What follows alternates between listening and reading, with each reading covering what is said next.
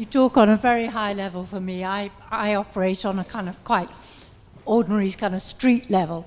And the sort of thing that really annoys me about this whole thing is, for instance, I was listening to Any Questions on Friday evening, and there was the Republican person abroad in Scotland. Well, the audience had decided that this man can't say anything that I'm ever going to agree with, so I'm going to disagree with everything he says. Well, I disagreed with him on some things. I don't like fracking, but I thought some of the other things he said were quite sensible. But it seems to me most people suddenly get a prejudice about a person, for instance, even Donald Trump, who I'm not a mad fan about, but one or two things he said I think are quite, not too stupid. And so why can't people start talking about issues instead of sort of, getting these sort of prejudices about people? Oh, well, if they're on the so-called demonstration in London for the Day of Freedom, they must be all fascists and right-wing and goodness knows what. Nobody actually listens to what they're saying or what they're doing. They've just made up their mind, and then you get your tribal warfare, and that's what we're getting so much of. Well, some of it's a technical problem. Like, people don't like it when you force them to think at high resolution. And it's no wonder. Because, look, let's say you're driving your automobile along and you think, this is my car and I understand it.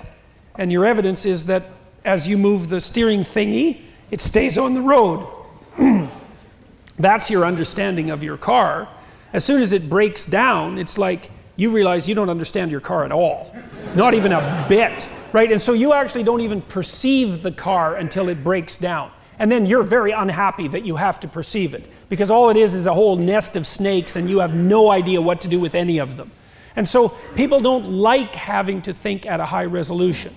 And so if someone says on a contentious issue, well, it's complicated and we have to differentiate it like this, then you have to go through all the god-awful process of realizing that you don't have the clue what you're talking about in that circumstance, and you have to evaluate all those differentiated issues. It's way easier just to say, well, you're probably a neo-Nazi, and so I don't have to listen to you. And so that's often what people do. That's particularly the case if they have a low-resolution ideology that they're trying to protect, because that gives them every extra reason to do that kind of instantaneous labeling.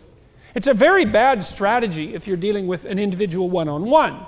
So if you're in a long-term relationship with someone and they bring up their annoyance with something that you do, a very bad response to them is that, well, I don't have to listen to you because you're a terrible person, right? Your relationships are going to collapse completely if you do that every time.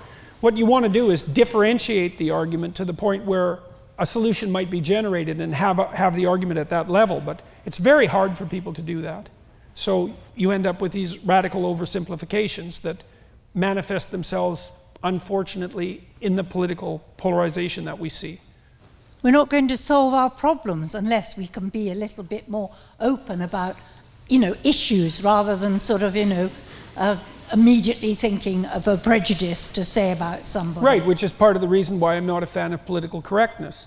Because if we make the general diagnosis that the world is a landscape of competing power groups, and that the fundamental narrative is oppressor versus oppressed, and that everything is to be viewed through that light, then through that lens, then we won't solve our problems. We won't. We'll just have a bunch of new horrible problems.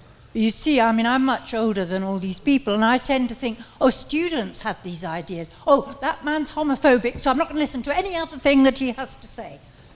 Brendan O'Neill, who came here, for instance, they just think, that's a wrong idea, so he can't possibly have any right ideas. That isn't going to help, is it?